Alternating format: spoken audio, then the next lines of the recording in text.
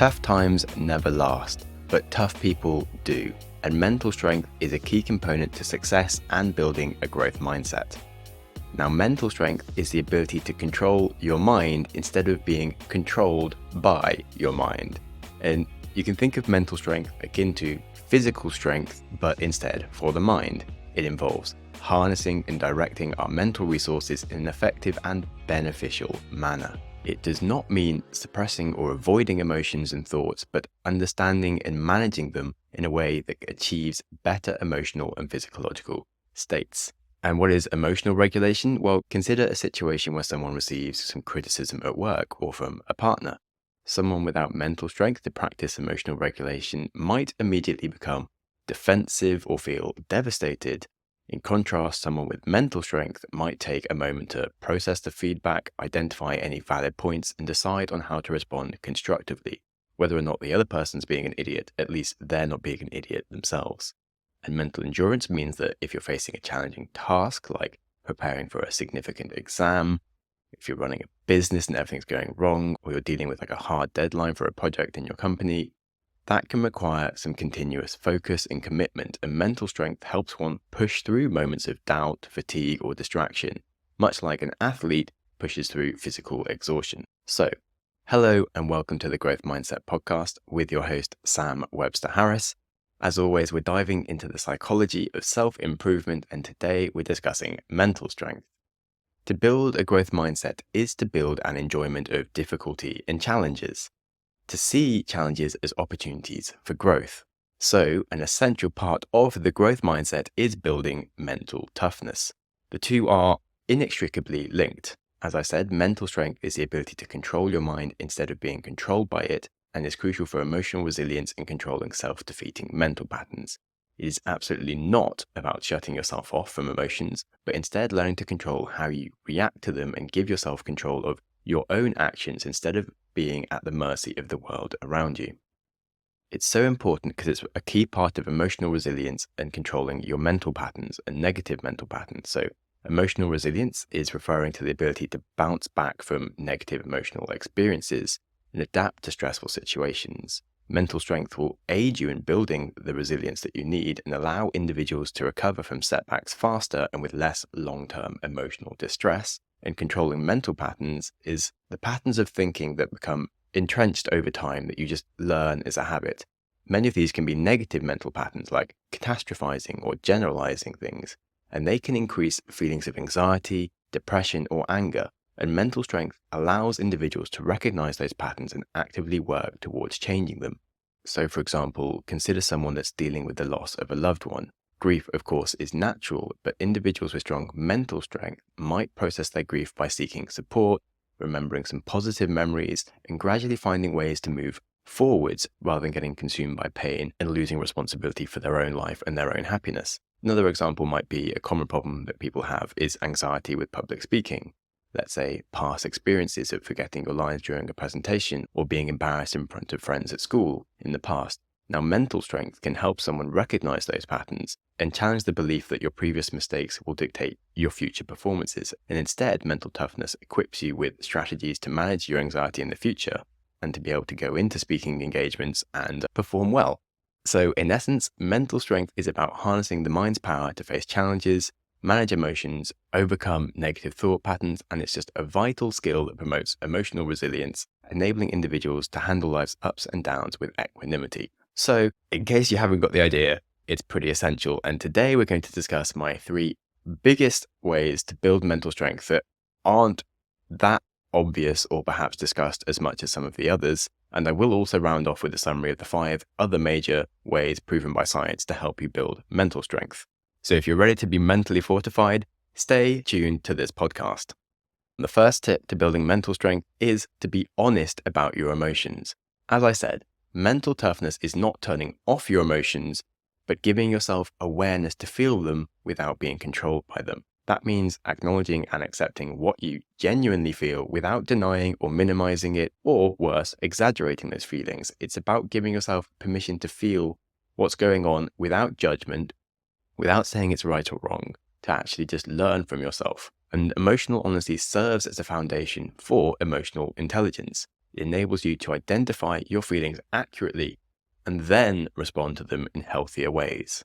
It really helps you improve your own self-awareness as well as enhancing your ability to communicate by expressing your feelings genuinely, which leads to more meaningful and open discussions with others. And it helps you make better decisions because you're in touch with the actual feelings that are going on and you can make decisions aligned with your authentic self rather than your reactive self. So, for example, in the workplace, imagine you were passed over for a promotion. Instead of immediately brushing off and saying like, oh, it doesn't matter, being emotionally honest would involve admitting disappointment or frustration, and recognizing that could then guide you to have a very constructive conversation with your superiors about what you can do to improve or change in the future to give yourself the chance for those opportunities. Or let's say in a relationship scenario, if your partner seems to repeatedly cancel plans on you rather than bottling up and saying things like it's fine, emotional honesty might mean that you admit to feeling hurt or undervalued. That doesn't mean like telling your partner they're an idiot. That means telling them your emotions in a way that can pay for a conversation about each partner's needs and boundaries within the relationship. So some practical steps would be, number 1, self-reflection. Spend a few minutes, if you can, each day reflecting on your feelings. Journaling, meditating can be very beneficial for this. Number 2, try naming your emotions. Try putting a label on them specifically. Instead of just saying that you feel bad, try to identify whether it's frustrated or disappointed or lonely. Another nice one is to try and explain your emotions as a weather pattern. I've been really enjoying that one lately. Number 3, avoid judgment. Remember, there's no wrong emotion to feel. Each emotion will offer you insight into the internal world within you. And what matters is understanding them so you then know how to respond to them and manage the emotions that are important. And number 4 is to then seek some feedback. Sometimes just discussing your feelings with a friend that you trust or a therapist can really provide so much clarity and validation in the situation without making you feel worse and let you make better decisions of what to do. So research has proven that acceptance of negative emotions rather than suppression will lead to better psychological health. And so recognizing and valuing your emotions does lead to a richer and more authentic life experience. That does allow you to be more mentally strong and deal with setbacks and hard times. Now, that leads us on to number 2, which is being present in the moment and resisting unnecessary mental time travel. Now, a crowded mind leaves no space for a peaceful heart. And mental time travel is, I'm sure, something you are familiar with, even if you haven't heard the term. It refers to our mind's ability to wander into the past, whether that's reminiscing or ruminating, or to project into the future, which is often anticipating or worrying. Now, while this ability can be very beneficial, and there's a reason we've adapted it as a human species, to be able to plan better, to think of things that might go wrong, to learn from our mistakes in the past, but it can also be a source of a lot of distress when we overuse this tool and we end up focusing on all the negative aspects, even when that's quite unrealistic. I would certainly recommend listening to my podcast about catastrophizing and how to not do that. But anyway, the point here is that we really want to try and reduce all this mental time travel noise and work out how to be more in the present moment, because ruminating on past mistakes or constantly worrying about future events will just trigger and intensify any anxiety and depression, whilst being in the present moment with full awareness really helps us enhance our experiences and makes them richer and allows us to improve our focus and productivity by resisting the pull of unnecessary time travel, which can help us concentrating at the task in hand. And some ways that you'll notice when you're doing the mental time travel is that, let's say you're trying to read a book, but your mind keeps wandering, so embarrassing incident last week or an argument or something you're worried about in the future. Instead of actually soaking up the book, you're just reliving past moments or frustrated about the future. Or let's say you're lying in bed past your bedtime and you're anxious about the fact that you're going to be sleepy tomorrow because you haven't got to sleep yet. And instead of not worrying about it and accepting where you are, you're just making tomorrow even worse by playing all of the terrible scenarios that could happen because you're so tired right now because you're not sleeping right now, and just making your life worse for yourself. Or maybe you're at work and you're working on a project. Instead of focusing on the current task, you're anxious about the feedback that you're going to get, and the worry about your future and how it's going to happen will just impede your efficiency and the quality of work that you're producing right now. So you're probably aware of mental time travel and have a good understanding that being more in the present would be very useful. But how do we do that? Well, 5 practical steps. Mindfulness and meditation. The practice of meditation is to just sit there and listen to your mind and all the crazy stuff it says, and realizing that it doesn't matter too much and that your mind is just there to constantly do stuff, and be aware of what it does and let it actually just calm down by itself. And regular mindfulness exercises really trains the brain to resist the pull of going into the past and the future distractions and letting it feel just more satisfied in the moment. And then there are grounding techniques. A really good one is the 5-4-3-2-1 method, where you identify 5 things that you can see currently in the room that you're in, and then 4 things that you can touch and feel right now, 3 things that you can hear, 2 things that you can smell, and then 1 thing that you can taste. And in doing that, just spend some time like really activating your brain to be aware in the present moment and the present scenario, and really helps you get back into the room and like not worry so much about all these other things. Another proactive technique is to schedule some reflections. That means specific time in your day to reflect or do some planning, perhaps before you start work to think about things, or during your lunch break, have some structured time for like necessary mental time travel, where you purposefully go forwards and backwards so you can reduce all the urges of time travel at times when it's not necessary. Number 4, practicing activities that just require full engagement. So doing puzzles or physical exercises, hobbies that immerse you can really help keep the mind from wandering. So I've certainly had people on the show that like rock climbing or like mountain biking, where like your brain just has to properly switch off and just be fully present in the moment. And things like that can actually really help you learn how to switch off and focus at other times. And they're so useful. So finding some hobbies where you really have to be fully engaged is super good if you struggle with things like meditation. And finally, gently just reminding yourself, whenever you do notice yourself that you've drifted, try and sit with it and be like, right, this isn't the thing I should be doing. What do I need to do to get back? And just try and gently bring your focus back to the present. And like over time, if you do notice yourself doing this, it can become more of a habit and reduce the frequency and duration of unnecessary time travel. And again, doing meditation really amplifies the effect of this and makes it a lot easier. We are often told to practice meditation and mindfulness, but it can be very hard to sacrifice the time to sit and do nothing. It can seem like a very big waste of time when we already don't have enough time.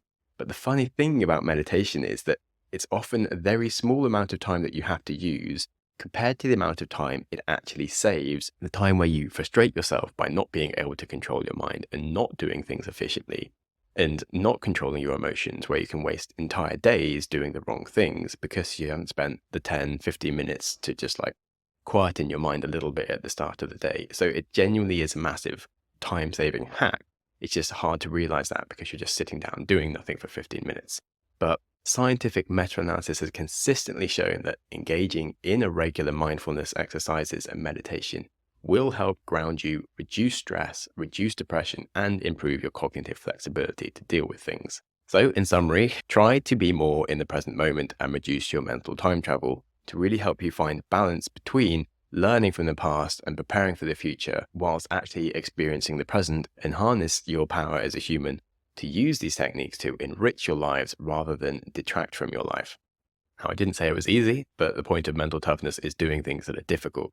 And with that, we're going on to the final big habit today, which is distinguishing between your wants and your values. Now, that means deeply understanding what you value in the long term, making that very clear in your head, and understanding how your values contrast with things like your short-term neediness and your frivolous passing desires.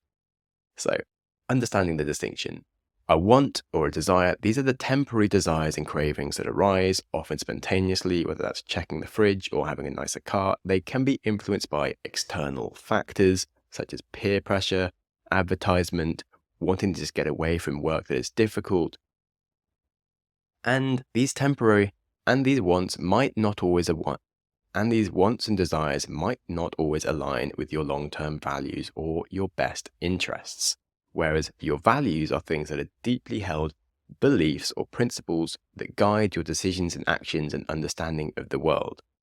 Your values are an enduring thing that remain relatively constant over time and serve as the foundation for the way that we live, and serve as the foundation that the way that we should live our lives. Now, benefit of really understanding your values means that you can really seek longer-term satisfaction. Fulfilling a temporary want might give you some temporary pleasure, but living according to your values results in enduring satisfaction and sense of purpose. Using your values can really improve your decision-making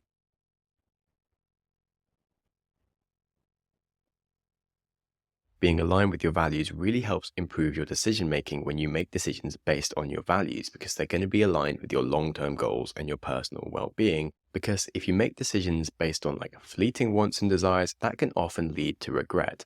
In contrast, decisions rooted in values typically feel very right and meaningful. So for example, if you're eating and you want a sugary treat due to a craving, if you value long-term health and fitness and you truly value it, instead of succumbing to the impulse, you'll choose a healthier snack if you've got the broader, healthier goals in mind. But you often don't notice that in the moment. Or let's say you're shopping, a nice advertisement might tempt you to buy something expensive and you'll think that you'll look cool, you'll have this amazing gadget or this fashionable bag, whatever, but your value might be some more financial responsibility. And if you remember that, you could decide to save the money and spend it on something that's actually more necessary or meaningful in your life. Or let's say relationships. You maybe have an argument with a friend. You might want to send a hasty, angry message about how much of an idiot they are and why you're great. But if you value the long-term friendship, you should really be seeking effective communication that really brings you together. And that would prompt you to take a moment to cool down and approach a situation more constructively. So some practical steps to build some understanding of your values. Firstly, reflection. Schedule some time to actually think deeply about what you truly value in life, who you are, who you want to become. Do you care about family? Do you care about health? Do you care about integrity? Do you care about growth and your growth mindset? Do you care about community? You have to really define those values for yourself and become aware of where they come up and how. And then do things like journaling. That's writing down some of the instances where you act based on your wants versus acting on your values and what you learn from them. Over time, this can really offer insights into the patterns and help realign the actions with your core values. I also really like using a tool called futureme.org, where you can send an email to yourself in the future and you can kind of put down all the things that you kind of think that you value and you think that you want to do over the next 6 months, and then sort of see what happens 6 months later and like reflect on like what you actually did versus what you thought you wanted to do. And it's super useful to get some awareness of yourself. Now, another tool that's commonly used by many people is visualization. If you really visualize like the outcome in the long run of acting according to your wants or acting according to your values, you'll really start to see something that you actually care about in the long run. And it'll feel much more fulfilling to do the long-term act rather than the short-term act. And then another really powerful technique, of course, is accountability. So sharing your values with trusted friends and family members who spend a lot of time with you can really serve as a sounding board for when you're torn between things that you want and things that you value. And you can just get some feedback and awareness in the situation and be like, okay, actually, there's a reason I'm doing this. This is going to align with my long-term goals if I make this choice, even though you might not want to do it at the time. You're going to feel better for yourself because you have not only the accountability from your friends, but also someone will see you making these better decisions and you'll feel better yourself for doing them. So to summarize, it's hugely important to spend time establishing what your fleeting wants and desires are, and really getting to understand and know what your values are and where they come up in life. And that can provide a really robust framework for making better decisions and to emphasize your long-term well-being and satisfaction over momentary pleasures. And that can lead you having a more purposeful and contented life, and to be more mentally strong and tough in the times when you give in to temporary weaknesses. Okay, so those were the 3 bigger habits that I don't think get discussed quite enough when it comes to building mental toughness, and perhaps not from that lens. And as I said, there's going to be 5 more habits now that I'm just going to briefly summarize. They're all proven by science and you've probably heard of them before. Number 1, cultivating gratitude. Now, being able to zoom out of your negative thinking in the moment and see some positives in a situation is so incredibly powerful, and it just helps you even in those down moments. I'm sure you've heard it before, and yet so many people just don't do it. But being able to reframe your situation and actually find any reason to be grateful is so empowering and motivating. And something that I like to do is when I notice myself leaning into negativity, try and come up with like as many positive ideas as I can, negative ones, because it just puts me back in the moment and makes me realize that I'm being a bit of an idiot and my brain just wants to find all the negative things so I can just be annoyed and a dick to myself. And instead, trying to find reasons to be grateful can really help you move forwards with more strength. Number 2, self-compassion. Now, mental strength isn't about being a dick to yourself, as I said. It's not treating yourself like a robot. That's just a recipe for burnout. So being kind to yourself and managing your energy, giving yourself rest, recuperation is essential to not be overwhelmed. It's essential to maintaining mental strength. Self-compassion is scientifically proven to help with psychological well-being, reducing anxiety and depression. The issue with self-compassion is that people think that they're practicing self-love, but they go too far and they start doing all the things based on their wants rather than their long-term values, like just always being nice to themselves, always letting themselves have the beer, have the cigarette, have the cake. And that's too much self-compassion. And so you need to balance it with being responsible and working out what your values are, rather than just giving into whatever you want right now. Number 3, setting and communicating your limits to ensure that you're not being stretched too thin is so important, whether that's personal or professional settings. Boundaries are essential to maintain good mental health and prevent burnout, as well as keeping your relationships healthy and balanced. On the subject of relationships, number 4, social support. Being close with people and with family is such an essential part of managing depression and being able to be mental tough in hard times, because if you have a support system, that can buffer you against adverse events. Numerous studies have shown that social support can act as a protective factor against mental health problems and can even help you live longer. So don't isolate yourself. If you're working really hard on something that's important and you're neglecting that time to spend with family, with friends, it can really bite you and actually prevent you from maintaining the mental toughness that you need in the long term. So find ways to always stay in touch with people and to have some healthy hobbies that involve hanging out with friends and having conversations at a deeper level with people. And then finally, number 5, setting goals and plans. Clearly defining what you want to achieve and planning the steps to get there will give you a sense of purpose and direction that makes a huge difference when trying to maintain mental resilience. If things get difficult, but you know where you're going, it's a lot easier to manage those difficulties. So goal setting has been proved to be linked to improved motivation, confidence, and performance, and being able to stay mentally tough. So those are a bunch of tips to help you build mental toughness. And of course, it goes without saying, building a growth mindset is essential to building mental toughness. As I said, they are inextricably linked.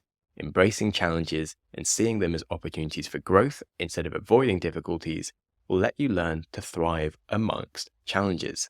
Carol Dweck's research on mindsets shows that individuals with a growth mindset, that's those people who believe their abilities can be developed through hard work, those people tend to achieve more than those with a fixed mindset because they are less likely to give up.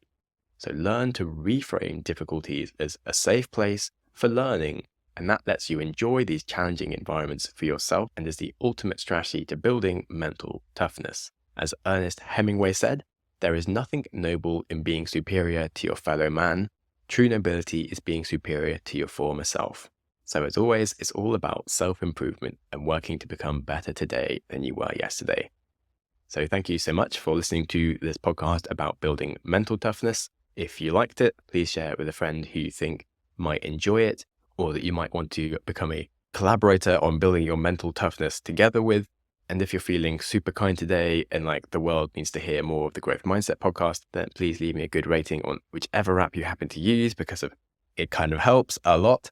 With that, remember that life is to be enjoyed, and that means enjoying today. Enjoyment is not a thing to be put off to the future, so be kind to yourself, and whilst you're at it, be kind to someone else too.